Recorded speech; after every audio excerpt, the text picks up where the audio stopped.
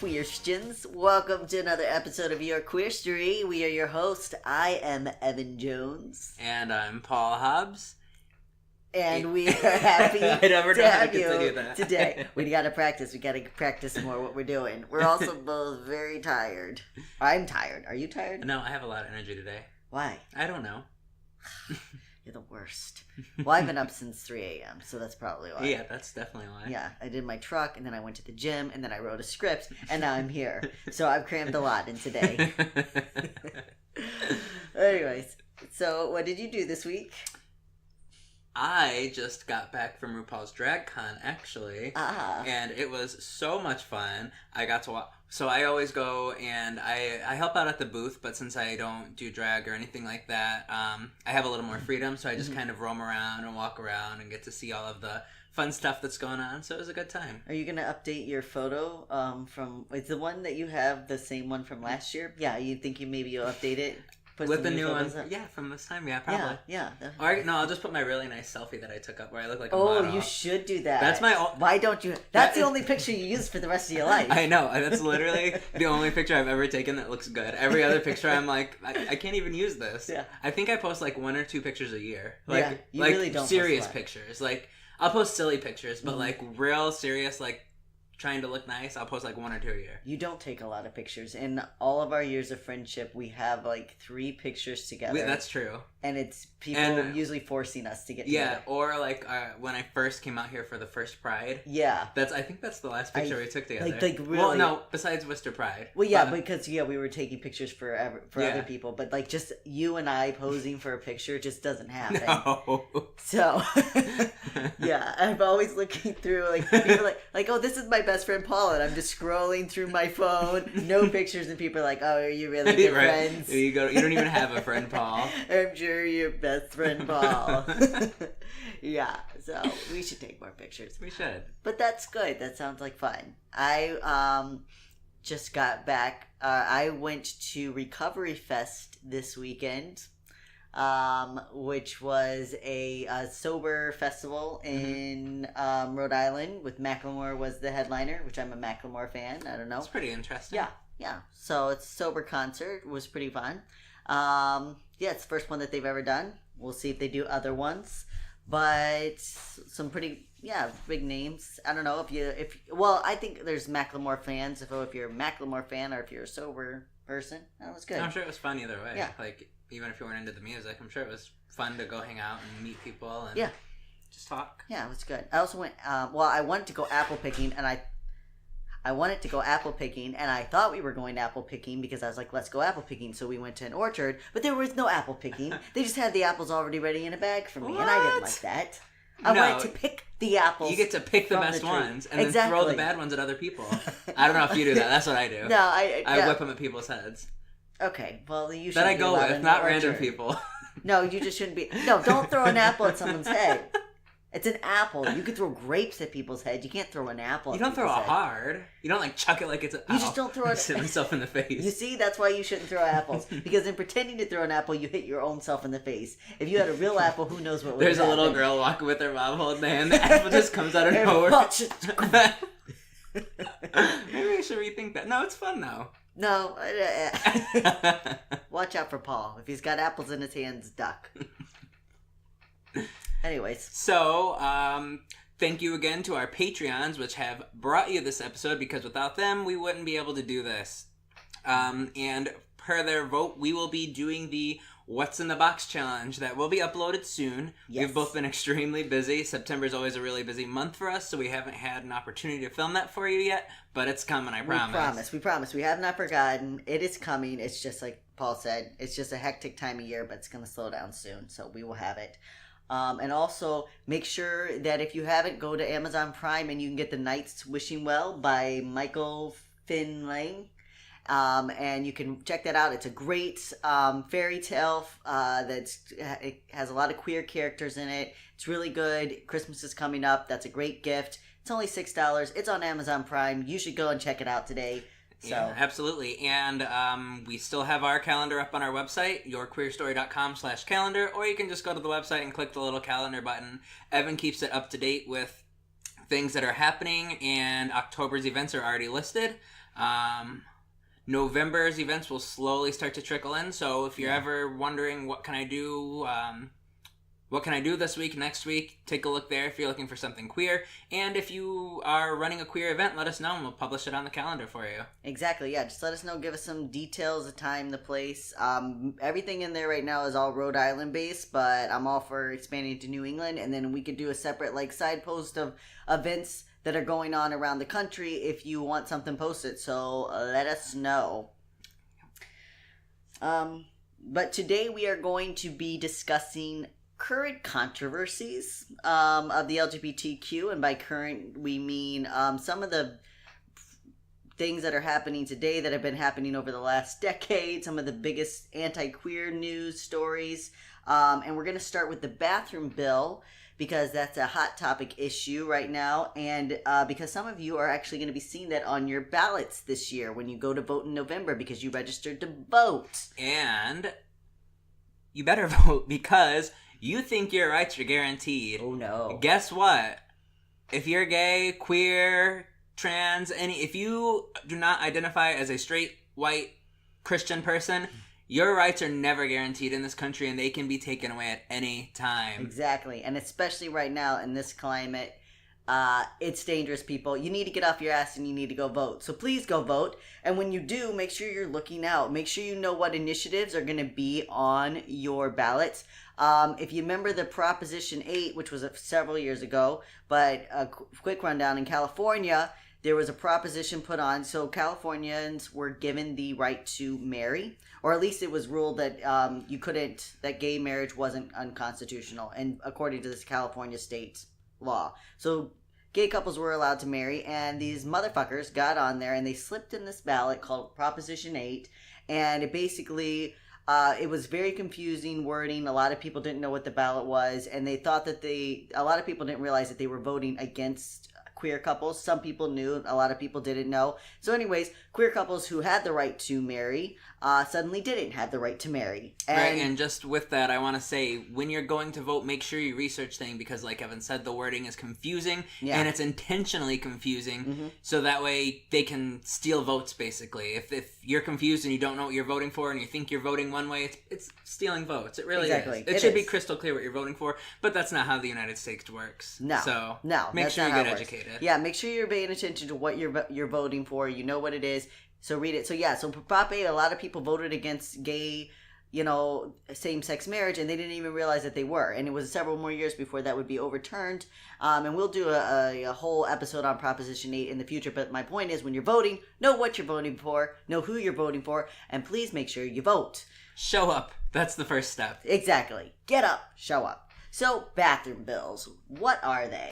A bathroom bill is when a state, region, or even a school district levels a law that prohibits transgender individuals from using the restroom which correctly matches their gender, meaning they are forced to use the bathroom of the gender they were assigned at birth.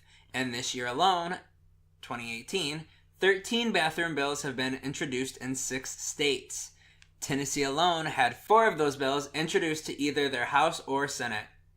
In addition, 3 other states have proposed anti-trans legislature which would diminish the rights of transgender individuals, including the right to use the restroom of their correct gender. Alaska had their bill struck down in April. However, New Hampshire is still attempting to pass their law. And, in November, Massachusetts residents will be given the opportunity to vote on whether their transgender cohabitats have the right to equality. So vote yes on 3. Also, visit transequality.org if you want more information on what may be going on in your state. Yeah, so yes on 3. It's literally it's insulting because they're basically giving the Massachusetts residents the right to decide if trans individuals have rights.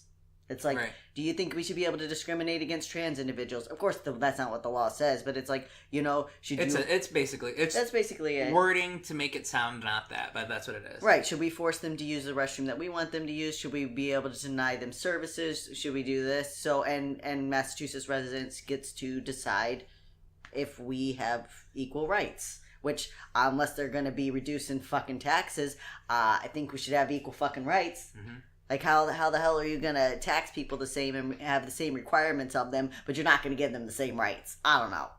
I just don't understand the ideology of taking denying people their basic rights. I don't understand that. I don't know.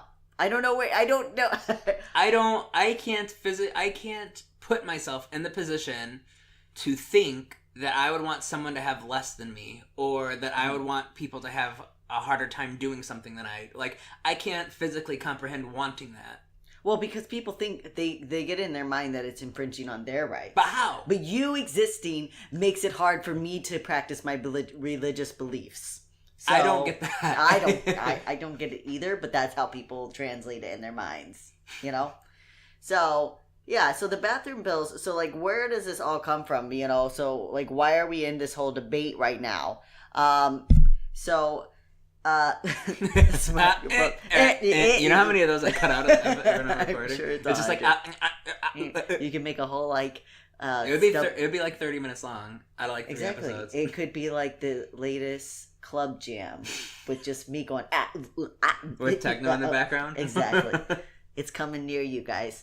So why are we debating whether transgender individuals should be able to pee where they need to? Well, it all starts with a 6-year-old little girl named Coy Mathis. In kindergarten, Coy came out as transgender, transitioning from male to female. She had been identifying as a girl since age 2. Her parents and teacher were all supportive, and Coy was allowed to use the girls' restroom without any problems. But in first grade, that all changed. The principal of the school demanded that Coy use the boys' restroom or the nurse's private restroom. And because Coy's parents did not want her to feel like there was something wrong with her, they refused to comply. Eventually, the Mathises, Jeremy and Catherine, her parents, pulled all of their children out of the Eagleside Elementary School in Colorado. So there's which I'll mention in a second. There's a documentary called "Growing Up Coy." You can watch it on Netflix or YouTube, and it talks about this. But you know, she was identified. Like I said, it was actually at 18 months. She just saw herself as a girl, and her parents, you know, like.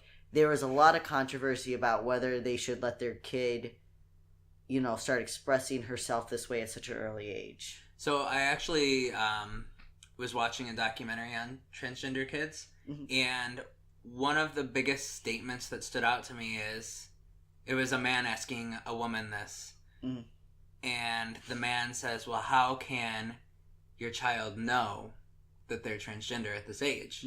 And then she just looked at him and said, well, didn't you always know what gender you were? Yeah. You just always, yeah. Period. Like, and he was just like, yeah, okay. There you go. Yeah, so, I mean, this sparked a lot of different controversies. Like, one of them was, like, when should you allow your child to transition and all that? And that was all the parents. And the parents, you know, they're good parents. Obviously, they took their child's, like, struggle, you know, and they did the research that they needed to. It's not our place to judge what they're doing as parents, you know. Right. But as far as the bathroom, so there's a 6-year-old little girl who just wants to go to the fucking bathroom, and this principal's like, "No, you can't go to the bathroom here. It's gonna scare people whenever they get older." That's basically what he said. It's gonna scare people when they get older. So, at first, the parents only sought to find a more tolerant school. But then, realizing that other children and other parents across the country were probably in the same boat, they decided to go public with their story. The Mathis family sued the school district for violating the state's LGBTQ anti-discrimination laws. In June of 2013, the Colorado Civil Rights Board ruled in favor of Coy Mathis, granting her access to any bathroom she pleased. But while this was a win for Coy, this landmark ruling set off a wave of panic around the country. Suddenly, people were terrified of peeing next to a trans person, because it's so scary. It's terrifying. I know.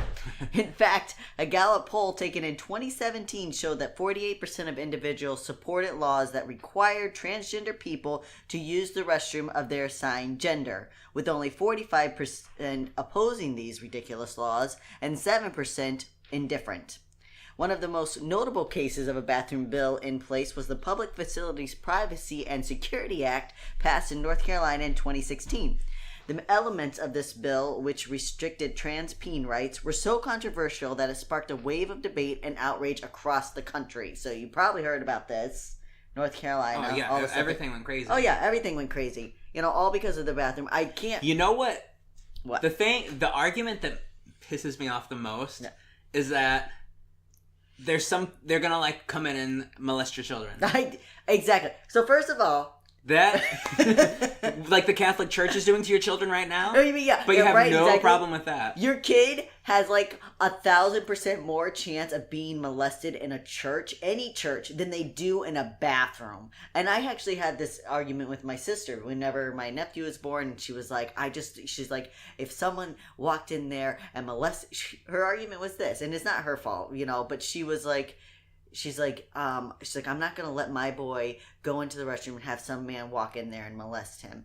And I was like, what are you talking about? I was like, men can already go into the restroom and molest your kid. She's like, I'm just saying. I was like, no, that you're clearly saying that a transgender person, which first of all, I don't know what you're saying. No, I don't get that argument I don't, at all. She doesn't, because the argument wasn't clearly formulated, because there's just this, she's like, if I have a daughter one day, then what if a man goes into the restroom? I was like, well, nothing was ever stopping a man from going into the restroom anyways. No.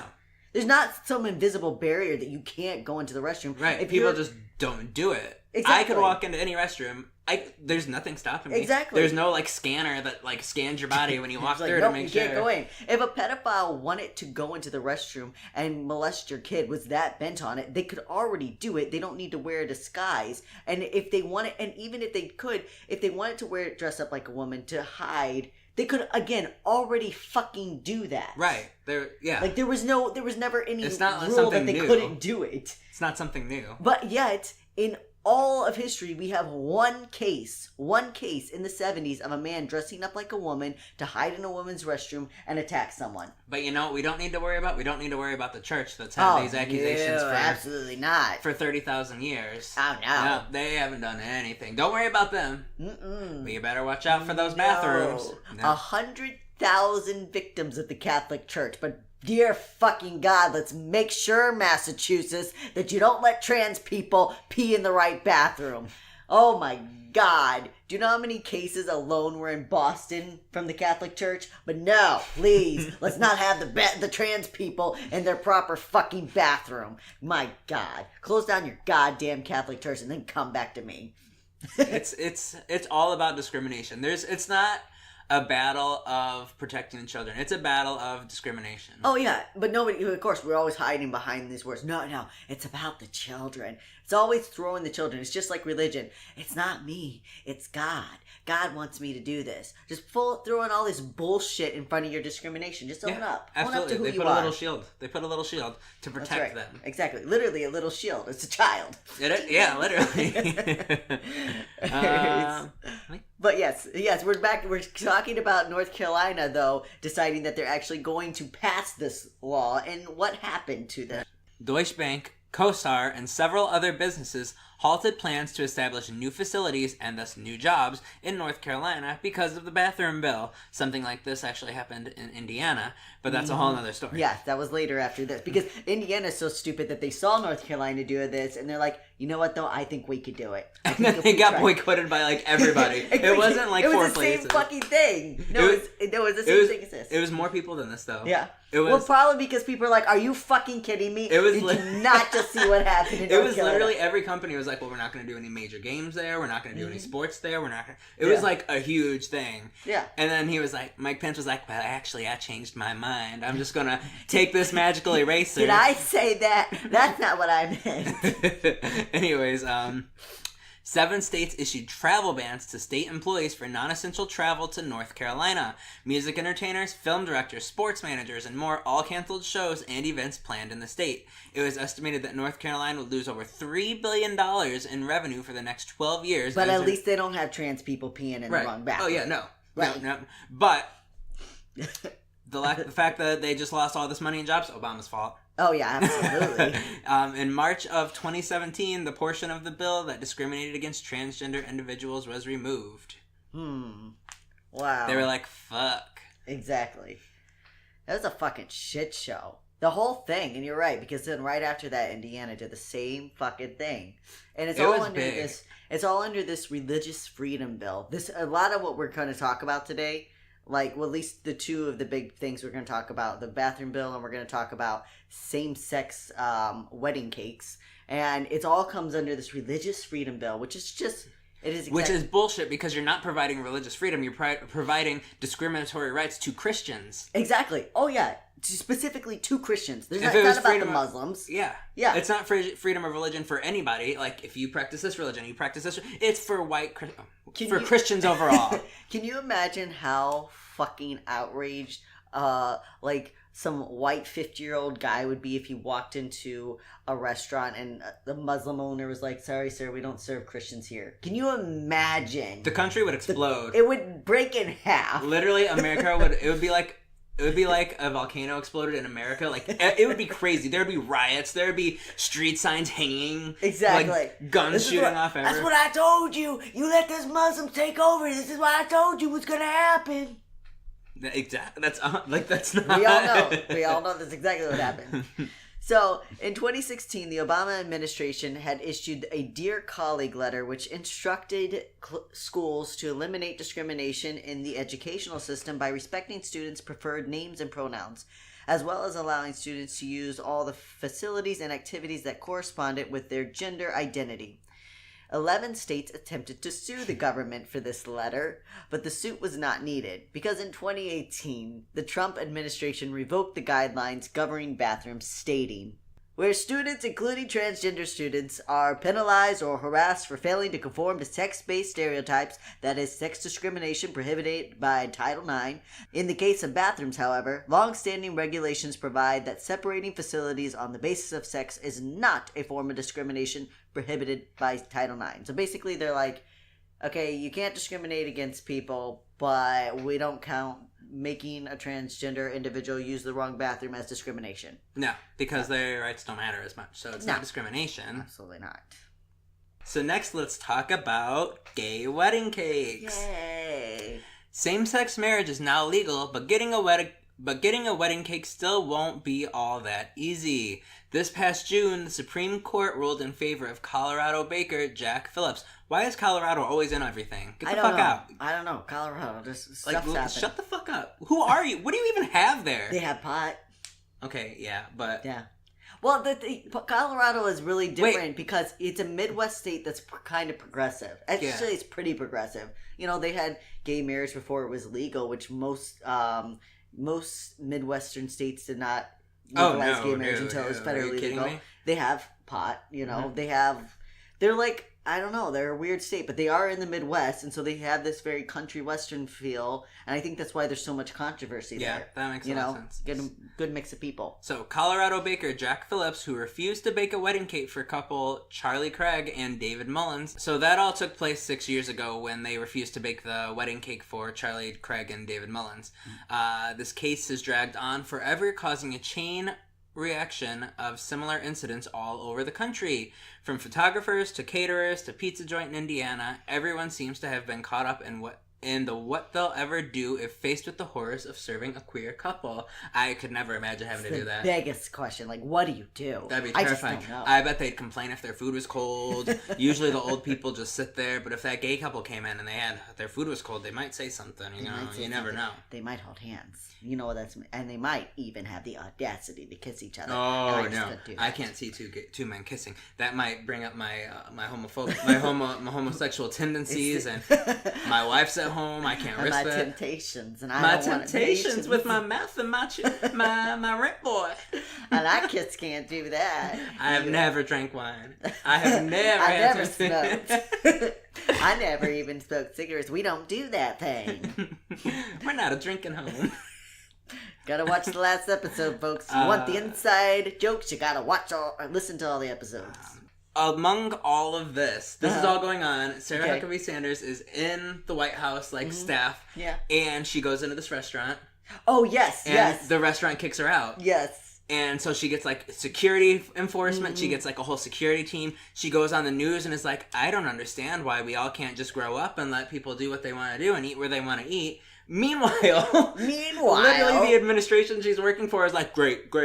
We just allowed discrimination. That's right. No, just let people do what they want to do. Oh, well, that's what the fucking is, bitch. And then Fox News, it was all over Fox News, like, of course, discrimination, blah, blah, blah. And I'm like, you guys were literally just cheering for discrimination. It's mind-blowing how people that discriminate the most cannot see how that comes back to them. Like, they can't, it's mind-boggling how they really believe that they can discriminate against whoever they want for whatever fucking reason that they have. But if someone does the same thing to them, suddenly that person's breaking the Constitution. Right. How dare you? They need security enforcement. Exactly. What for what? Because someone told you to get out of your goddamn restaurant, you need security for that? I might be discriminating. This is my anti-discrimination task force. It's not like the restaurant owner like threatened to shoot her. She was just like, get out. She said something like, I have standards to uphold for my clientele or something like that. Which is fair.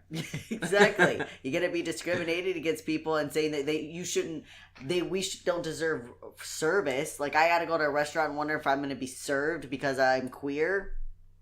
Right. Yeah, right. So this whole thing started when Charlie and David were shopping for a wedding cake for their upcoming ceremony. When they walked into Masterpiece Cake Shop, the owner, Phillips, explained he could not bake them a cake because of his religious beliefs. The couple sued, and in 2013, a low-level judge ruled that the bakery had indeed violated the state laws against discrimination. So the baker appealed the decision. And the Colorado Civil Rights Commission then ruled in May of 2014, again, that Phillips had violated state law.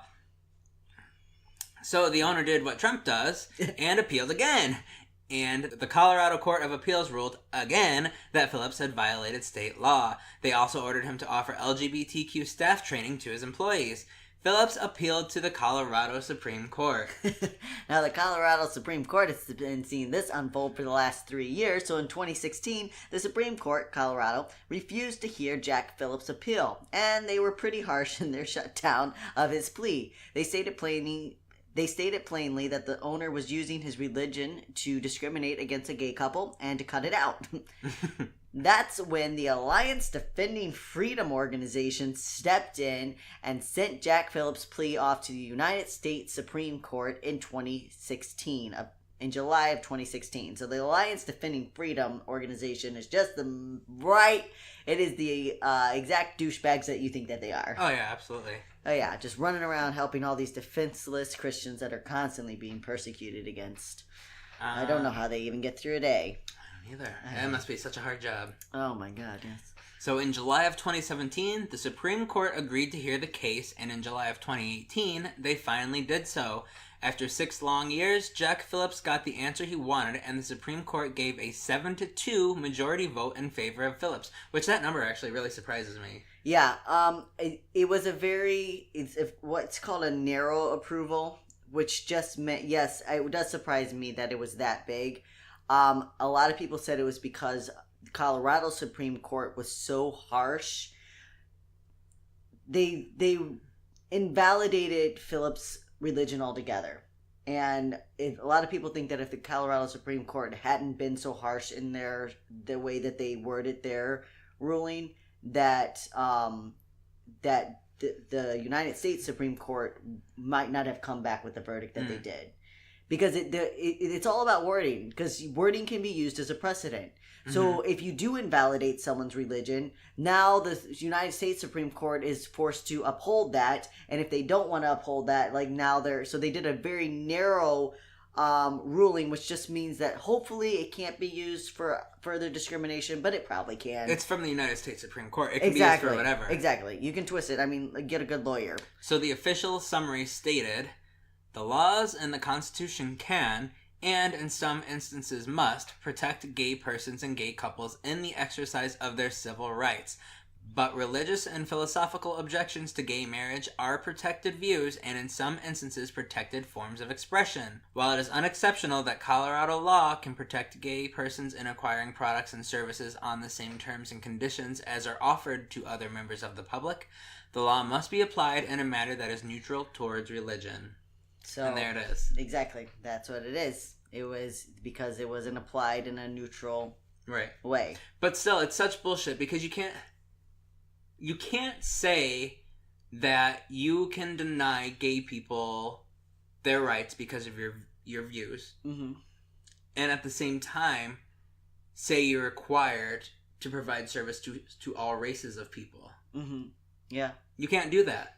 Yeah. I didn't choose to be gay just as much as anybody else didn't choose to be, white or Hispanic or Japanese. Like, nobody picked. Well, it's what you're gonna choose to hold above. And so basically what they did is there's race, religion, and then there's queer people. Like, we're below that, where we're seen in the middle. Like race trumps religion, but religion trumps queer people. But it's not supposed to. Right. It shouldn't. But because you're right. We didn't pick this. Because at some level, we're still treated as people that choose to be this way. Like, maybe you didn't choose to be that way, but you do choose to live that way. So right. I don't have to honor that way that you live. And it all goes back. Like, what I was listening to today. I don't know, but it was talking about how, like, the treatment. The laws of the land will always dictate how people treat and view. It doesn't matter what you do as a society. If the laws of your land hold people in a certain category, they will always remain in that category. Absolutely, yeah.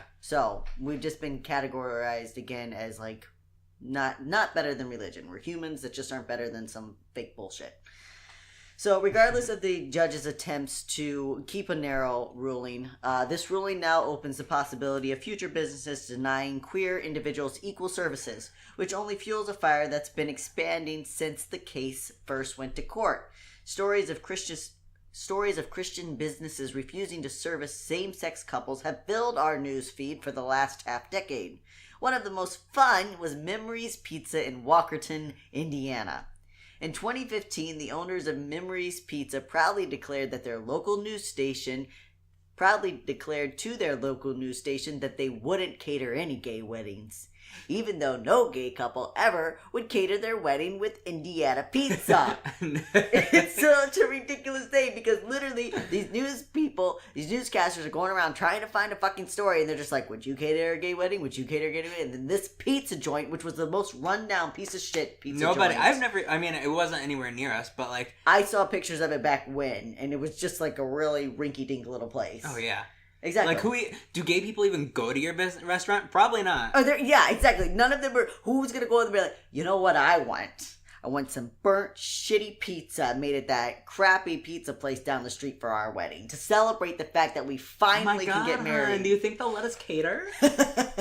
Exactly. They have that really old pepperoni that smells like cheese. Do you think they have vegan choices? Probably. For all the lesbians. Exactly. I just love how they said it. We're not going to cater any gay. No way. We're going to do it over here. However, it wouldn't be fair for us to ignore the ridiculous reaction of far-left advocates who proceeded to hound the business with death threats, prank calls, bad online reviews, which were over 7,600, and more, forcing the business to shut down operations. Well, that's what you fucking get. Well, it was a Yelp record of how many fake bad reviews they had to remove. 7,600. Just because these people... And that was my thing. I remember when this story unfolded. And I was like, okay, this is ridiculous if people are saying that. But then I was like, why is everyone overreacting? Because, again, this is some rinky-dink pizza joint that nobody ever wants to go to. Yeah, I would never... The bad reviews I laugh at, but I don't call people and threaten to kill them. I know. What the hell is it? Why is every time someone does the slightest bad thing, we're like, we're gonna kill you. We're gonna fucking kill you. Settle the fuck down. And it's both sides, I know. Yeah, it absolutely is both sides. Like, the bad online reviews, fine. I get it. It's an online platform. You're gonna get fucked over if you do stupid shit.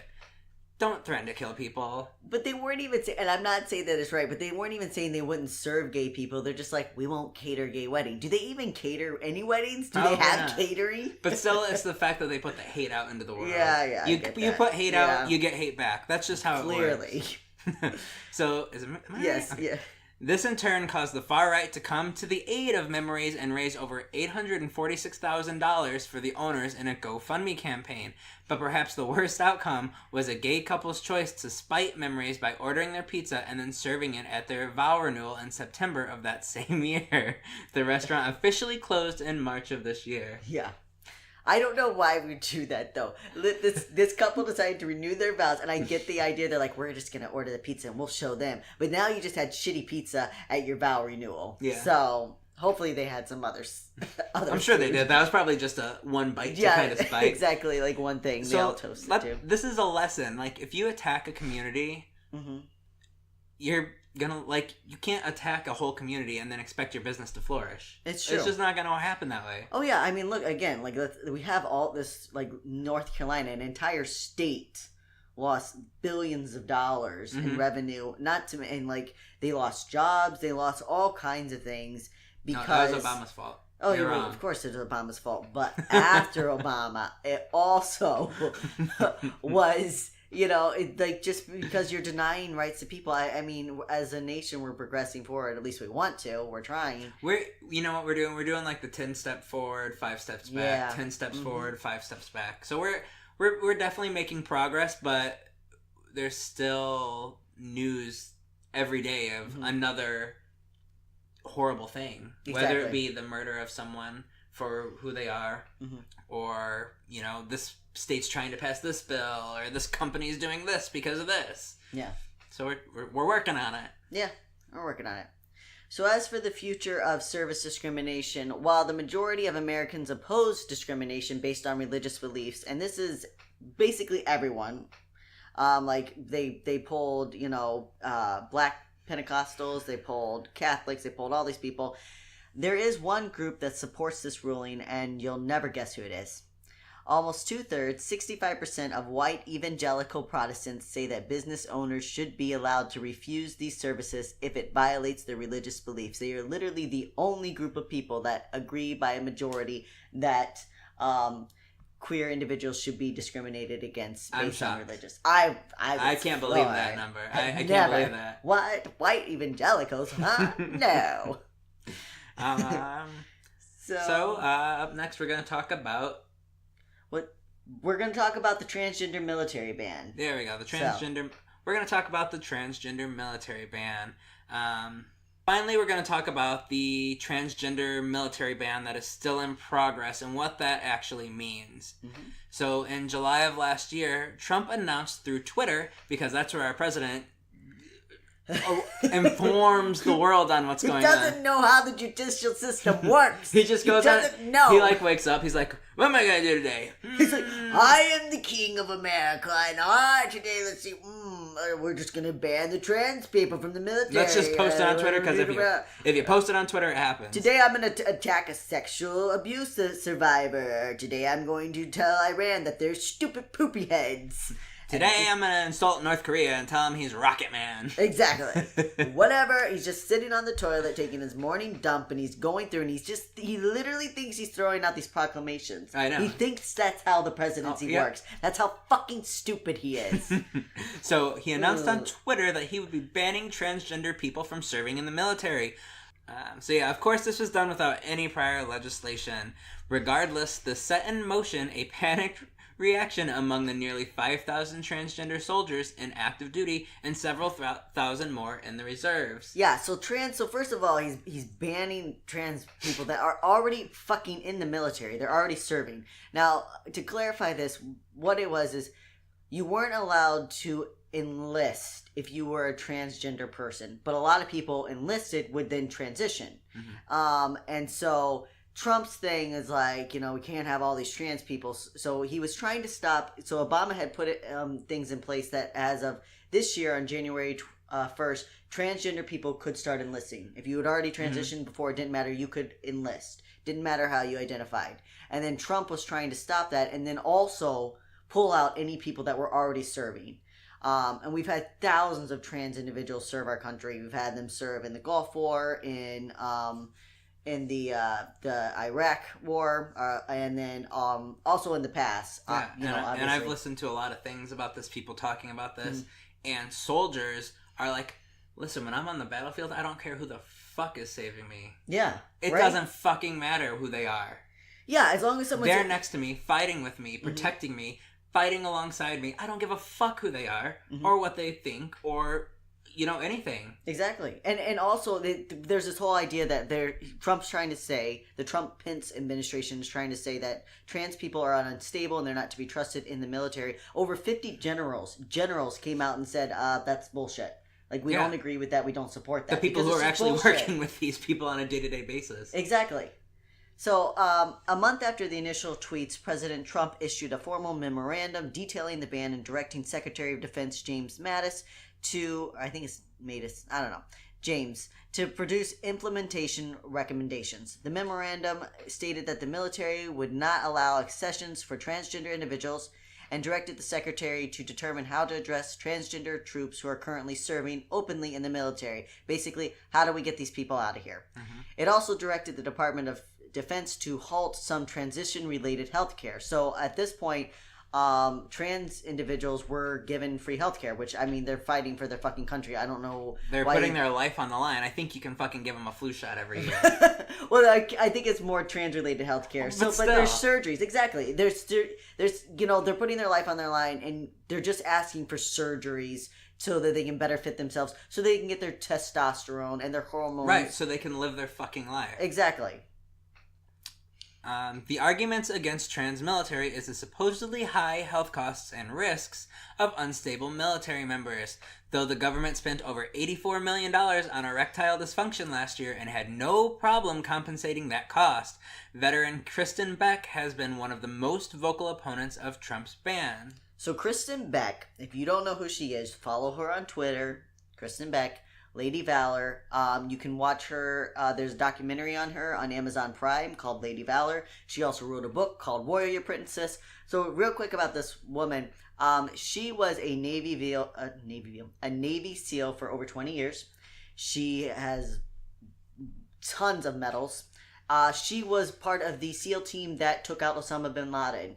Like, she is one of the most elite military veterans ever. And then after retiring, she came out as transgender, and she's been working for veterans and for their rights, for for health benefits and everything. And so the idea, like, she totally shows that Trump's bullshit that transgender individuals can't serve their country, can't serve them properly, to shame. And also to look at someone who's served their country that way for 20 years and all, the incredible things that she's done. Especially coming from a fucking draft dodger. Exactly. Coming from a draft dodger, to look at a Navy SEAL and say, yeah, I don't really want to pay for your surgeries and your medical transition now, after you served me for 20 fucking years. Exactly. Coming from a draft dodging little bitch. So, anyways, yeah, so check out Kristen Beck. Follow her if you want to stay more up to date on, like, what's going on with the military ban. And there's a lot of other things that are happening, too. So, this starting with transgender people, but we're already seeing it leak to other queer members. So lesbian, gay, bisexual military members, better watch out, because... Yeah, so for all of you who identify as gay or lesbian or anything other than trans, and you've never cared about things that are happening to the transgender individuals because that's not happened to you. First of all, they're part of your community just as much as anybody else is. And second of all, guess what? What's that saying? You let somebody come and take away one person, you don't say anything. Oh, yeah. And then all of a sudden you're left alone with nobody to defend you. Mm-hmm. That's gonna fucking happen. Exactly. To you. And it's not like it was that recently. I mean, Don't Ask, Don't Tell was just repealed, like, in the last decade. So It's not like gay members of the military don't know what it's like to be discriminated against. And I don't think that they're not standing up, but I'm just saying, like, watch out. Watch out. Watch out when you vote, too. Back to you, gay Republicans. Thanks for fucking us all over. Except for those of you who didn't vote for Trump. If you're a gay Republican, we don't have a problem with you. We have a problem with you if you're gay and you voted for Trump and you plan to do it again. So, soon after the announcement of the ban, multiple lawsuits were filed challenging its constitutionality. In response, several federal courts issued injunctions preventing the Trump-Pence administration from implementing the ban. And then beginning January 1st, 2018, qualified transgender people began to enter the military despite attempts by Trump to roll back the policy, because he never actually instituted a policy. Again, he just got on Twitter and was like, okay, we're totally going to do this now, guys. Okay. But he hadn't actually implemented anything. So people did start to enroll. And then on March 23rd, 2018, the administration released details and implementation of their policy. And a federal court affirmed that the policy is not new, but a continuation of the July plan.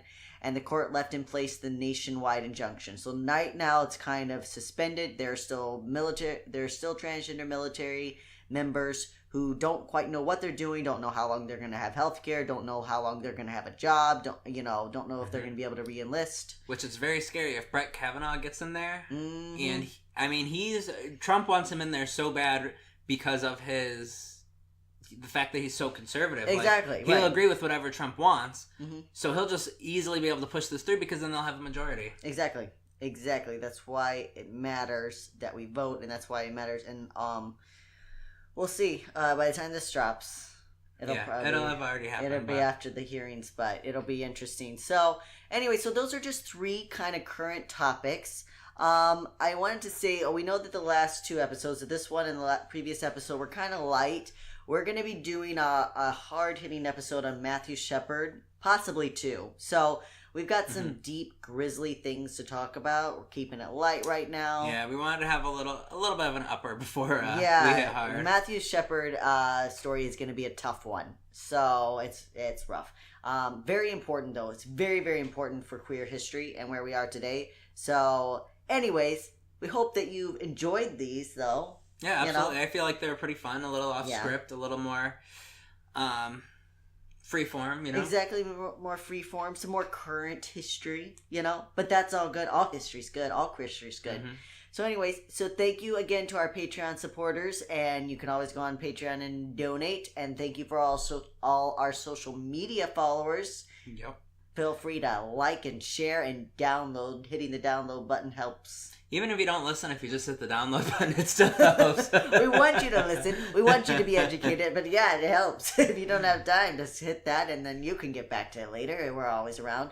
If you are in the Rhode Island area, we have a transgender sober support group that meets on Monday nights at 7. The FTM group has been temporarily suspended until we can get a different facilitator. But again, check out our events calendar on yourqueerstory.com if you want more information of what's going on in this area. Yeah. And so stay queer. Stay queer. Don't get a lobotomy. You beautiful saphists. And we love you, you little hookers as well. Bye. Bye.